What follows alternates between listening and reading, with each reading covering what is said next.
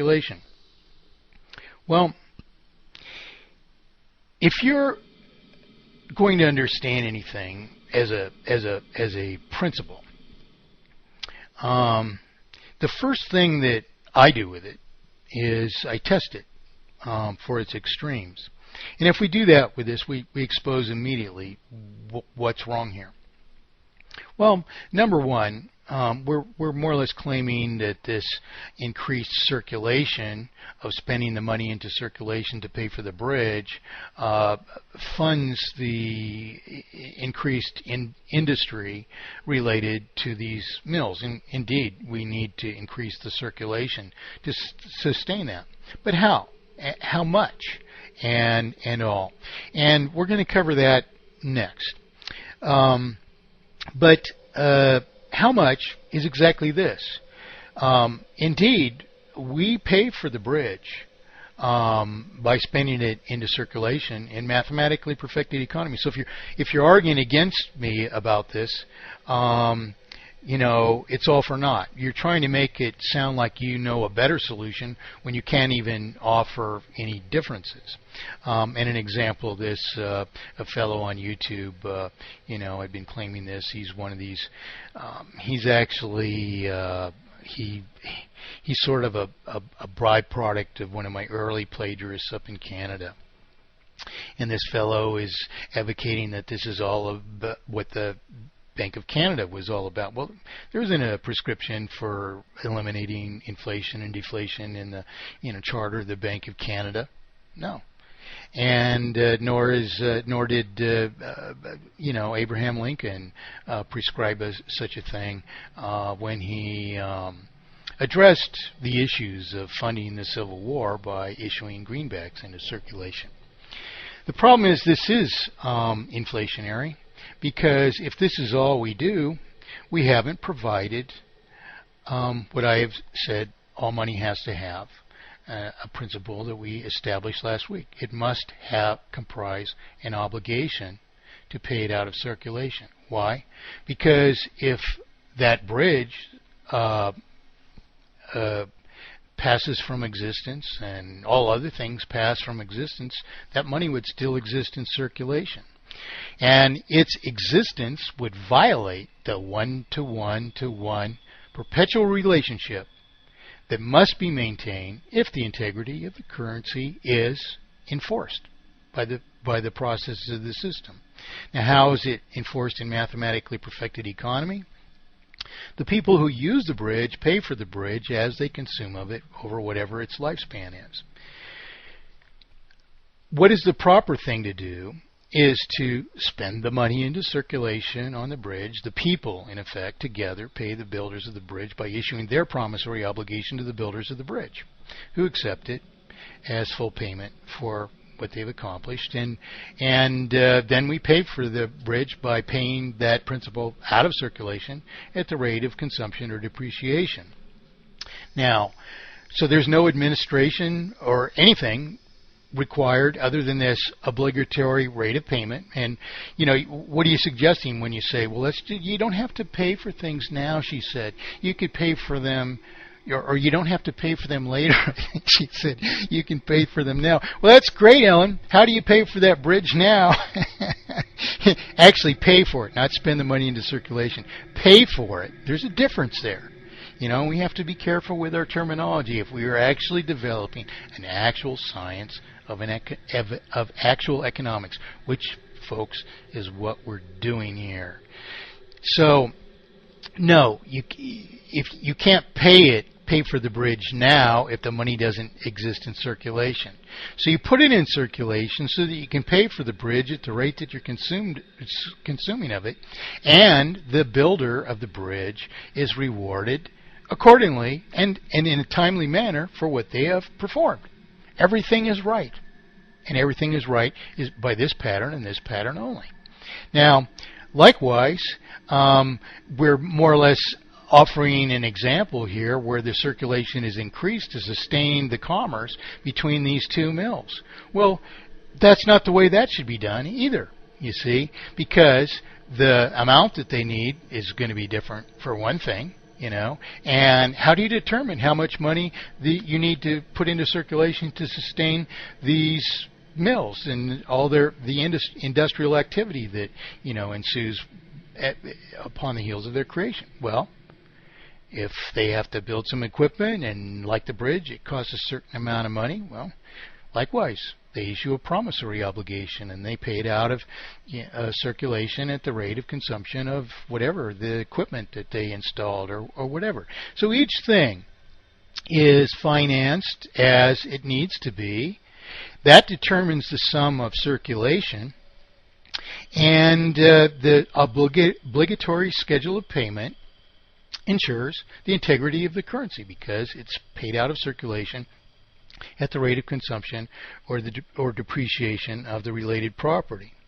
Well, now, it's preposterous to claim that Benjamin Franklin was solving inflation here. First of all, the words are not Benjamin Franklin's. They're the words of Mike Montagne in a parable in which Benjamin Franklin issues the words of Mike Montagne out of his mouth. I wrote this story this way for that purpose.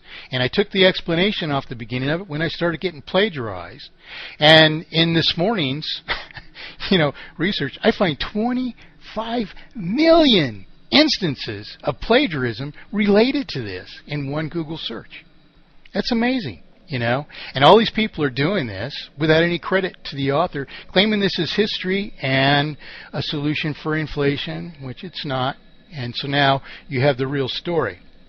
Okay, but it's preposterous for Ellen Hodgson Brown or Bill Stills or any of these people to claim that this example was even intended to solve inflation. Because the next thing that we're going to discuss is Benjamin Franklin's ideas, which I mentioned last week in this paper, which is Nature and Necessity of a Paper Currency. The full title of it is A Modest Inquiry into the Nature and Necessity of a Paper Currency. And by the way, when I got a copy of this paper, I was very careful to get it from an original source, which is the University of Virginia, which of course was founded by Thomas Jefferson. So anyway, it's as we're going to see in this next paper that we're going to study a little bit here, which is Franklin's paper. They didn't even have these terms in this day, much less did they have the ideas refined out into the form that they need to be. In other words, as we're about to read, in Franklin's actual words, his own words, we're going to discover that, he didn't know how much money to put in circulation. And actually, as I read this article, which he wrote when he was 23, and as I said, I was doing this since I solved this problem when I was 16. But it's obvious Franklin is only musing on what the possible upper and lower limits are, and only reporting that some benefit was realized from more currency. Now, this would be an article which would be very offensive to Ron Paul supporters, Austrian economists, so-called, and Ron Paul. The title of the paper is A Modest Inquiry, that's spelled with an E, if you're doing a search for it, into the nature and necessity of a paper currency. Something that Ron Paul is constantly calling foul, fiat, by Benjamin Franklin, 1729. Now, the University of Virginia, has some introductory, paragraphs here, and I'm going to read them as well because they bear upon this. So I begin. Ben Franklin's Inquiry was originally published in April 1729 and has since been reprinted in various sources, including Andrew McFarland Davis's Colonial Currency reprints, Volume 2, pages 336 through 57. Franklin was an advocate of paper currency and wrote this pamphlet in support of a currency emission then under consideration in the Pennsylvania Assembly. When the Assembly assented, Franklin wrote in his autobiography, "My friends there, who consider I had been of some service, thought fit to reward me by employing me in printing the money a very profitable job and a great help to me. This was why he was able to retire at such an early age. He became a mere printer of the currency. Now, of course, he wasn't acting as a central bank, but he was the publisher of the promissory notes of the people. There are many interesting aspects to Franklin's monetary theory. Franklin believed the supply of money determined the interest rate.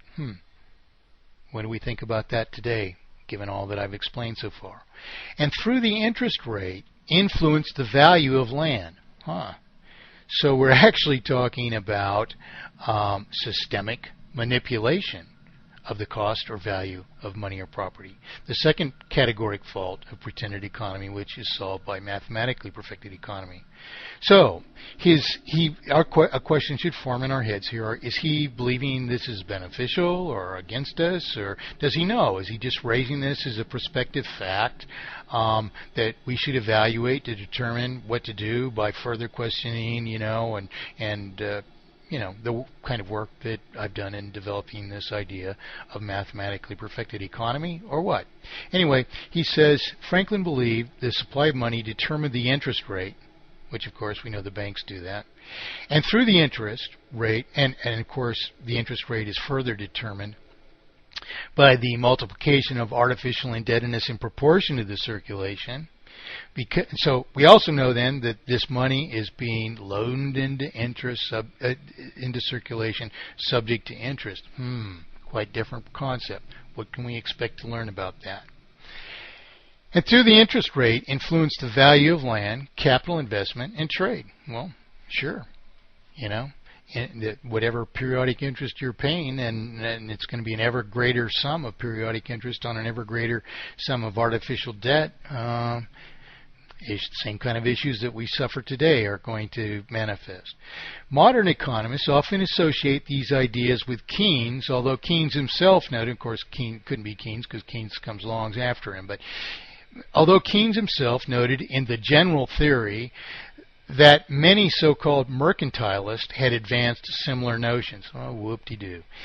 Franklin advanced the notion that if paper money were put into circulation through a land bank, this is Ellen Hodgson Brown reporting what she researched because she read this provocative story about the Pennsylvania currency, although she's just a lawyer and somehow learned about that currency somewhere. Wonder where she might have discovered it when she doesn't ever mention that I exist.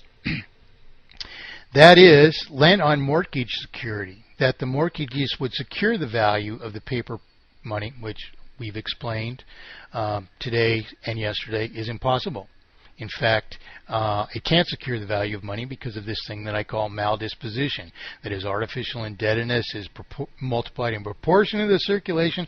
Ever more of this circulation is dedicated to servicing debt, making it impossible to sustain prices, while the prices of practically everything, not necessarily land, of course, but of everything else, inherently are driven upward by the fact that industry is required to service this ever-escalating sum of debt at cost to its solubility. So he's saying, nonetheless, that this prevents it from depreciating. Well, it might not be observed that it depreciates, especially in a short time. Remember, he's only 23 years old when he writes this, okay? But that doesn't mean it's preventing it from depreciating. It's saying that, all the costs of all these things have to go upward, that, industrial production, because we're driving up the costs of maintaining a vital circulation, only so long as we actually can succeed in maintaining a vital circulation. So all this is quite confused, and he's 23 and they're summarizing all this. And then they tell us it's quite confused. Some of Franklin's contemporaries condemned this reasoning as seriously confused. Well, guess what? I have to agree, and what can you say? Most modern economists would side with Franklin's critics. The notes were not redeemable in land or any commodity. Well, they would have been redeemable in land if it weren't that they were subject to interest, because so much of them existed to support the land. If further currency was available to, we could issue our promissory obligations to finance all the rest of our industry as well. But if you don't, then you have all these other things competing for this, and this affects